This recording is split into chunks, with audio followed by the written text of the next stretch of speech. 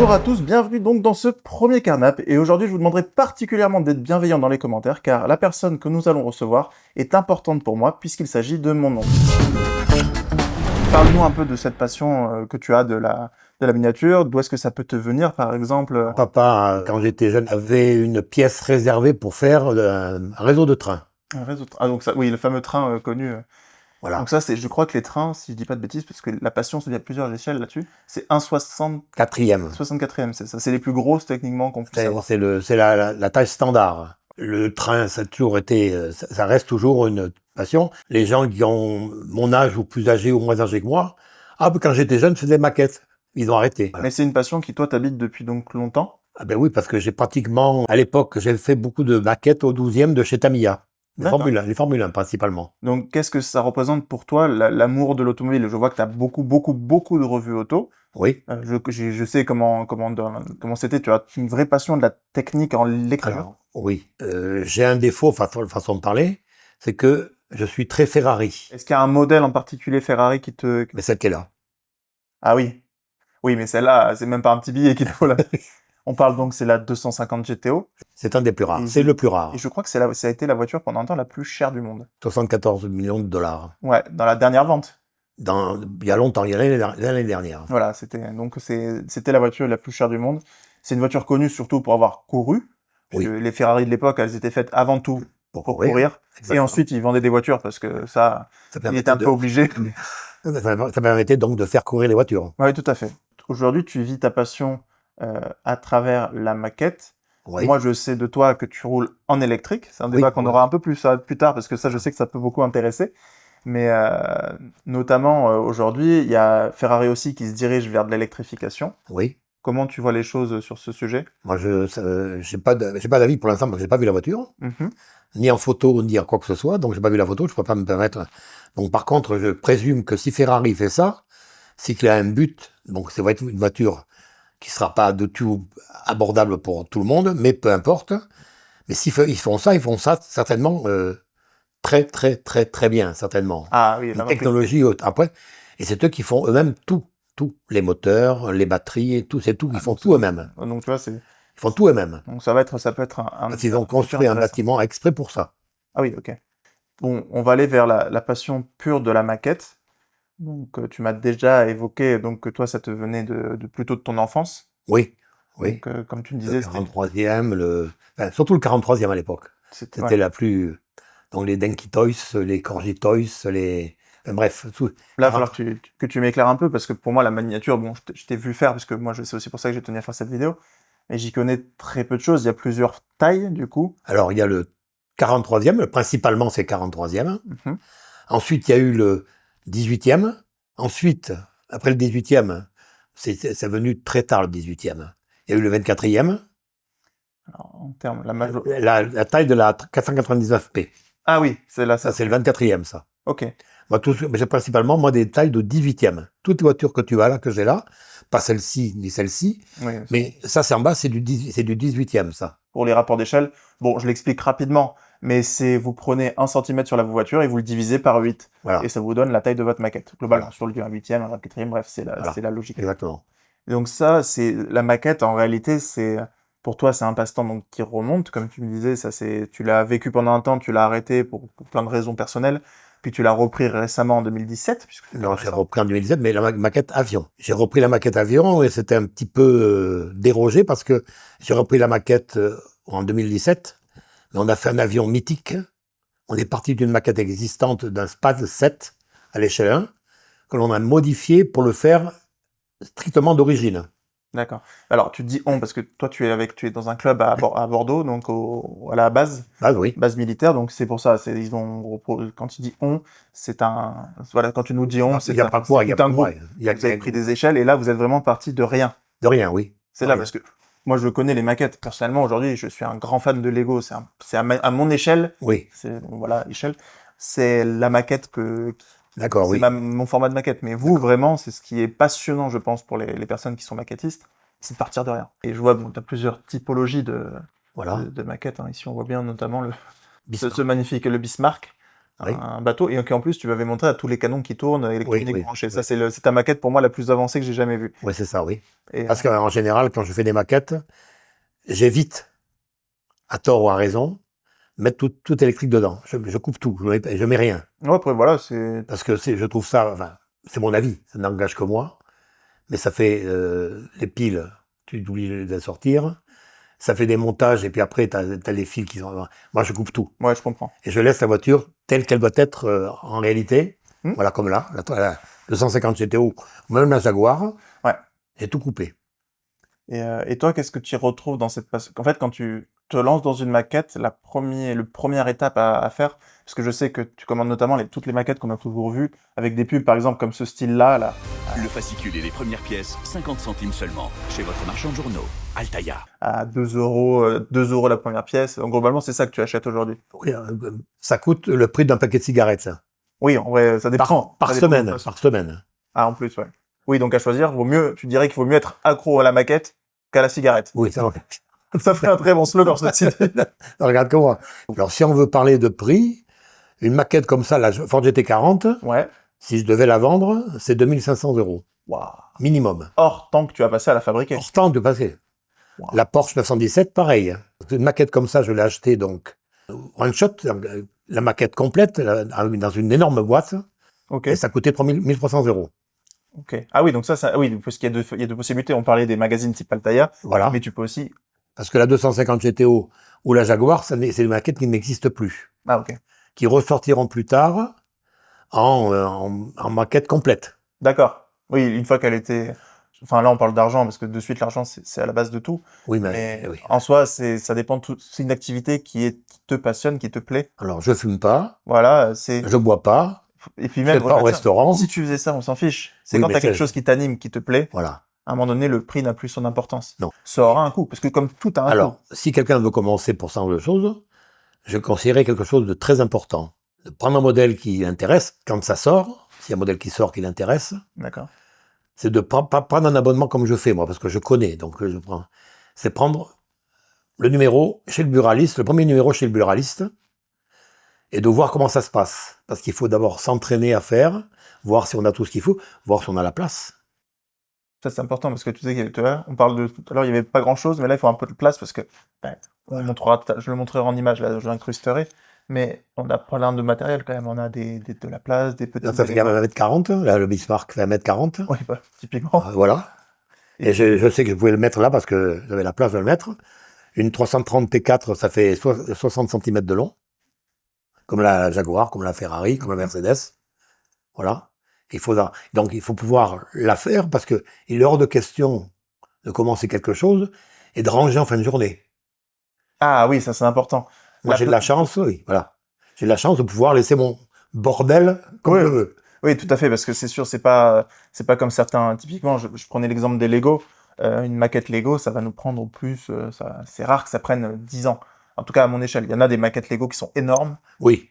Et qui vont prendre le temps. Mais c'est vrai que contrairement à nous, il y a vraiment beaucoup de très petits éléments.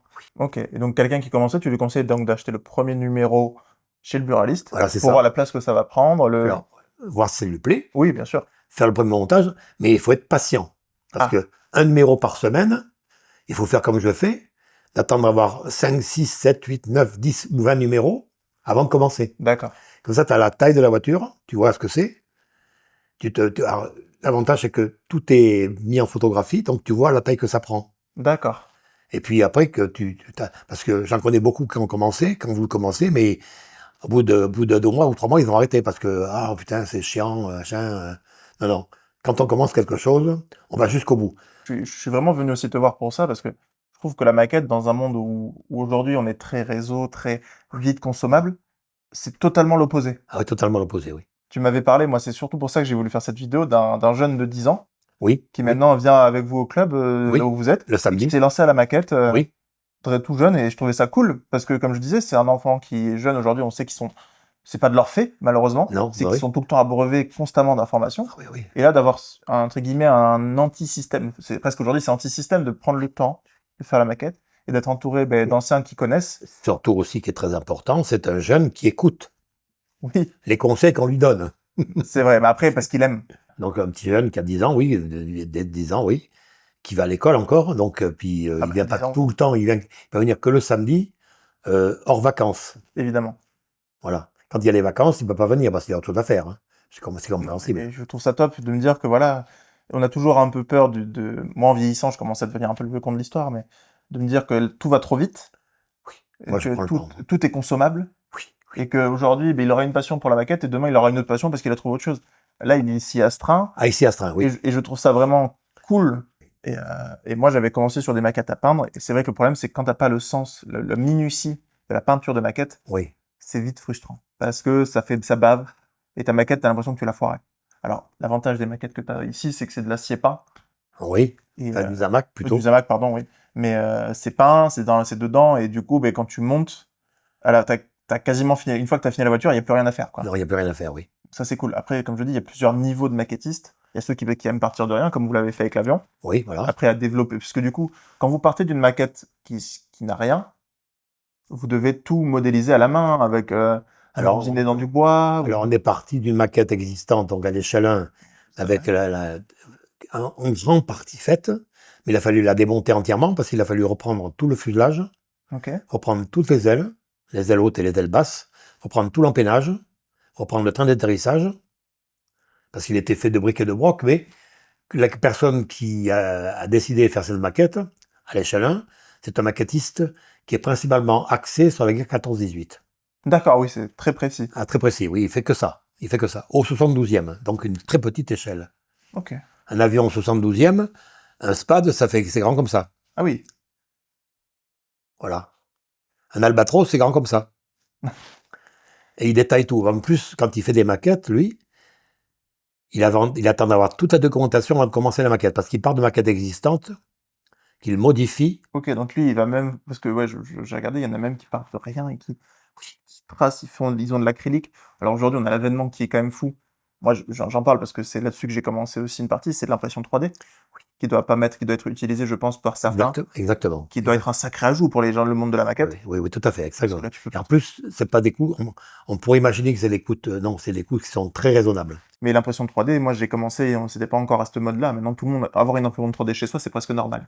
Ah oui, j'en ai pas. Oui, non, mais j'en veux pas. Mais puis, ça demande une autre logistique. Voilà. Parce que, mais moi, je pense que c'est intéressant, je pense à dire pour les plus jeunes aussi, c'est qu'il y a toute une partie, tout un pan de design que j'apprécie énormément pour moi, que j'adore. C'est aussi pour ça que j'adore l'impression 3D, parce que ça nous permet d'avoir presque des éléments qu'on peut fabriquer facilement, mais il faut s'intéresser quand même à la 3D avant. Oui, enfin, il faut savoir aussi manipuler un logiciel. Oui, mais typiquement du CATIA, voilà. Ouais, c'est ça. Et c'est là où ça peut être un gros plus, mais je trouve que pour le monde de la maquette, c'est fou. Ça, c'est un peu, entre guillemets, c'est pas l'avenir, mais c'est une évolution. Ah oui, non, mais c'est une nouvelle branche.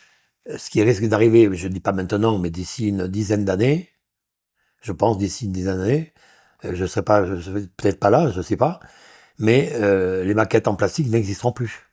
Les maquettes en plastique n'existeront plus? Non. Pourquoi? Parce que ça sera fait en 3D. Bah, ça reste du plastique, mais... Non, ça sera pas fait, ça sera fait ou en carbone ou en... Ah! Parce que moi, aujourd'hui, l'impression 3D que j'ai, c'est du plastique. Oui, enfin, c'est vulgaire. Oui, plastique, c'est un terme générique. C'est un terme générique, t'as différents types, t'as de l'ABS, du PLA, t'en as plein. Ouais, c'est ça, ouais, mais aujourd'hui... Ils font des choses extrêmement précises. T'as des composés de bois qui existent, non? Oui. J'imagine je pense qu'à force, on aura même des composites à l'intérieur des voitures qui sont très jolis. Un volant en bois retravaillé et tout, ça peut être... voilà. Parce qu'on a les impressions résine aussi. Oui, exactement. Donc c'est plein d'éléments et je pense que ça va être un futur. Moi, la question que je me pose quand même, parce que pour passer du temps à quelque chose, tu dois en retirer quelque chose. Pour passer autant de temps à ta passion, qu'est-ce qui t'anime dans la maquette? Alors, quand je fais des maquettes, je ne fais pas que des maquettes voitures, je fais aussi des maquettes plastiques à grande échelle. Donc, quand je dis grande échelle, l'échelle que j'affectionne, c'est le 32e. 32e, ça fait... Alors, pour donner un exemple, un Mosquito, au 32e, c'est un avion qui est grand comme ça. Forcément, le 32e s'adapte mieux aux avions par rapport à la taille disponible. Voilà, oui. Parce que là, on parlait tout à l'heure de 18e sur les voitures, mais c'est sûr que sur un avion... Le 18e n'existe pas en avion. Ça ferait une sacrée maquette. Oui, voilà, c'est ça. Et donc, j'aime bien parce qu'en plus, c'est des avions que j'adore, que j'aime bien, parce que il y a eu beaucoup d'opérations qui ont été faites avec les Mosquitos. Ok. Donc, ensuite, il y a des histoires mythiques qui se sont passées sur Mosquito. Je vous donne un exemple. Le Mosquito a été piloté par un pilote, Max Gage, c'était son nom de code, pendant la Résistance. Il a piloté cet avion, et il s'est fait descendre avec cet avion, malheureusement. J'ai reproduit la maquette de cet avion, strictement comme l'avion réel, avec les mêmes couleurs et tout, et même immatriculation. J'ai un ami qui est maquettiste, mais qui, lui, son dada, c'est de détailler les maquettes à l'intérieur. Donc, il prend ma maquette. La maquette est succincte, elle est juste de forme, mais elle est succincte. Il refait tout l'intérieur. Donc toi, tu fais la coquille. Je lui ai donné la maquette, parce qu'il allait faire le travail. Il refait tout l'intérieur. Ah oui, d'accord, c'est de la minutie, là. Parce qu'il a des photos, il a des bouquins, il a des revues, il a tout ce qu'il faut. Il refait strictement tout l'intérieur de l'avion. Mais lui, ça vient de revues techniques de le vrai avion? Du vrai avion, oui. Ouais, c'est pas de la maquette de maquette. Non, il part de zéro. Vrai avion. Donc il fabrique les éléments lui-même. Oui, c'est ça. On a un vrai côté orfèvre. Voilà. C'est qu'il vient fabriquer les sièges, voilà, exactement. Il les développe. Voilà. Il les fonctionne il les monte avec différents éléments. Photodécoupe ou plastique, ou il crée tout. Ouais, donc voilà, on part vraiment, lui, il part de zéro pour arriver à la. Ouais, okay. Voilà. Alors, il part de la maquette au 72e, qu'il construit, mais il l'améliore. Le Crusader que nous avons, nous, qui est un vrai Crusader, et la perche de ravitaillement qui est sortie. Donc, mon copain a trouvé le fabricant qui fait la perche de ravitaillement avec toute la partie intérieure en 3D. Ok. Donc, il va falloir découper la maquette pour pouvoir installer cette perche de ravitaillement. Ah, la rajouter pour qu'elle corresponde pile poil. Voilà, exactement. Ok. On est vraiment sur du travail d'artisan. Il y a plusieurs. Ouais. En fait, ce qui est fou, moi, ce que j'aime, parce que je me rends compte en discutant petit à petit, c'est que, en fait, les gens qui font des maquettes, s'ils avaient la place de faire la taille réelle, ils le feraient presque. Oui, mais enfin, c'est pas... Non, mais je sais, j'exagère, mais aujourd'hui, l'avantage de la maquette pour quelqu'un qui veut bricoler, qui veut se développer, qui veut faire une part d'art, c'est que l'atelier reste limité. Oui. Donc, ça permet ça. J'aimerais bien en profiter pour aller sur un détail important qui est la peinture. J'en ai parlé tout à l'heure. Oui, la peinture, oui. C'est pareil, il y a des grands artistes. C'est un gros sujet, la peinture. Ah oui? Ah oui. Parce que là, quand on fait un avion, nous, on a la chance d'avoir l'avion réel. Donc, on peut... Bon, l'avion est usé, l'avion a servi, donc l'avion est usé. Mais on a encore des parties de l'avion qui sont encore, entre guillemets, relativement neuves. Ok. Donc, on peut prendre cette couleur-là, et puis retrouver la teinte, puis on peut contrôler par rapport à l'avion qui existe. Ah, il fait ses alors les mélanges, dans la peinture, même la carrosserie, on connaît, hein, mais c'est mettre les bons pigments pour avoir la teinte exacte. Ah ouais, très, très difficile. À ce niveau on essaie de s'en approcher, mais bon, bref. Quand on fait une maquette en plastique, il y a une notice de montage qu'on ne suit jamais. Ça, c'est intéressant. Parce qu'il faut toujours peindre des choses avant, peindre les choses pendant. C'est pas évident parce que là, il donne le thème de l'évolution générique de la maquette. Il commence par le poste de pilotage, mais le poste de pilotage, il y a tout un tas de choses à peindre. L'intérieur de la verrière, l'extérieur de la verrière, il faut faire les masques, il faut peindre toute l'instrumentation intérieure. Quand il y a la photo découpe, il faut prendre la photo découpe, la coller et la peindre. Enfin, il y a tout un cheminement qui fait que la photo découpe n'existe pas dans la maquette originelle. Donc, c'est la photo découpe qu'on rajoute. Donc, il faut... Et quand tu peins, il y a une partie à peindre à l'intérieur, mais ça dépend comment tu présentes ta maquette. Parce que quand tu présentes la maquette, bon, le Mosquito, j'ai présenté tout monté, fermé, parce que prêt à partir. Il y a certains qui ouvrent les capots moteurs. Ah, qui font semblant ouvrent la soute à bombe. Mais parce qu'ils font un format un peu, ce qu'ils appellent du diorama, c'est-à-dire peut-être. Diorama, c'est ça, voilà. Avec une mise en scène. Voilà, le diorama, c'est de la mise en scène de maquette. Voilà. Moi, je sais ce que je vais faire pour la maison, faire des petits dioramas avec mes maquettes en Lego. Moi, je suis pas plus haut niveau que Lego, mais. Voilà. Donc, la maquette plastique, tu t'imagines que tu colles tout. Non, il faut. Alors, il y en a un nouveau qui est venu à la maquette. Il a suivi la notice de montage. Mais l'avantage, c'est que nous savons, comment faire pour décoller les pièces. Parce que décoller les roues sur le temps d'atterrissage, mais il ne faut jamais coller. Il faut d'abord peindre les roues, peindre l'atterrisseur. Il faut le détailler, l'atterrisseur. Il y a des cheminements hydrauliques. C'est de l'orfèvre. Ah oui, mais oui, pour que c'est à la tuyauterie. Voilà, exactement, oui. Alors, quand tu colles, mais il faut décoller, mais on a ce qu'il faut pour décoller. Donc, on lui a fait démonter toute sa maquette. Et puis, quand il a compris, non, avant de commencer une nouvelle opération, il pose des questions de savoir, alors, il y a certaines choses que l'on colle qu'en dernier. Tout ce qui est pitot, tout ce qui est sonde altimétrique, tout ce qui est sonde de vitesse, tout ce qui est l'antenne, tout ça, ça se colle en dernier parce que c'est extrêmement fragile. Oui, et du coup, le décoller, ça peut... Quand tu manipules, quand tu mets des décalcomanies, tu manipules beaucoup la maquette. Donc il faut avoir la maquette presque finie, mais tous ces petits détails, tu les colles quand tu finis ta maquette. Ok. Ça prend beaucoup de temps. Bon, mon étendard 4 que je suis en train de faire, j'ai commencé donc au mois de janvier cette année. Il n'est pas fini encore. Parce que là, je suis en train de détailler, je suis en train de... Et puis, tu prends des trucs sur la vraie maquette, le vrai avion, qu'on a la chance d'avoir le vrai avion, et on se rend compte qu'il y a des choses qui vont pas. Donc, on modifie. Oui, parce que vous êtes vraiment dans le... Parce que quelqu'un comme moi qui achèterait la maquette, parce qu'il a cet avion, Oui, il s'arrêterait peut-être au détail. Mais vous êtes en plus dans un club de vrais passionnés qui avaient, comme tu dis, la chance d'avoir l'avion exact. oui, Et alors, donc, les fabricants peuvent faire peut-être des erreurs parce qu'ils se basent sur oui, des photos. oui. Et donc, Exact. oublier des détails que vous pouvez voir sous l'avion directement, c'est pas la même. Et en plus, il faut savoir qu'un avion, quand il y a des photos d'époque, c'est du noir et blanc, même si c'est colorisé, c'est très difficile. Et on n'a pas toujours la bonne couleur.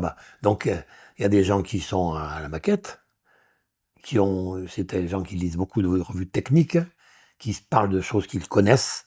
Donc, en plus, on a des documents de l'armée de l'air déclassifiés qui nous permettent de pouvoir comparer.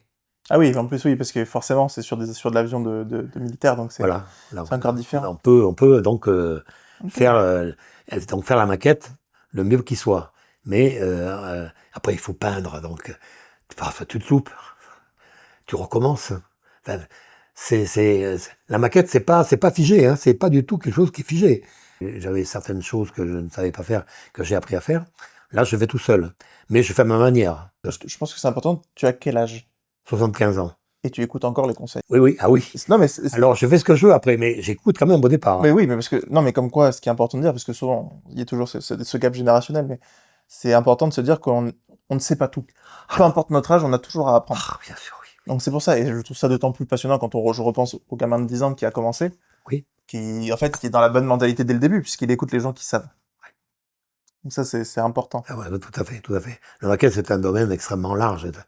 Donc, maquette, quand on dit maquette, c'est avion, c'est bateau, c'est voiture, Ouais, bah oui, c'est forcément. hélicoptère.